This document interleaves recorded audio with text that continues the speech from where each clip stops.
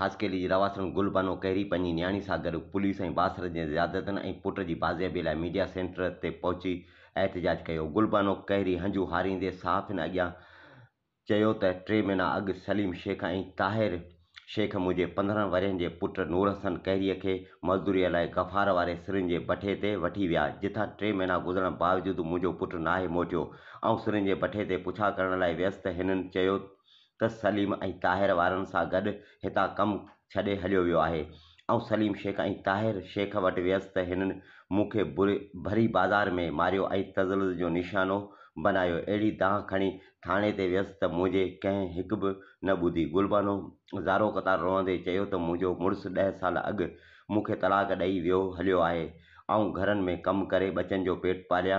मुंहिंजो हिकिड़ो ई सहारो ऐं पुटु हो, हिन ज़ालिमनि गुम करे छॾियो आहे या मारे छॾियो आहे। माई गुलबानो आला इख़्तियारनि खां मुतालबो कंदे चयो त मुंहिंजो पुटु मोटाए मूंसां इंसाफ़ कयो वञे।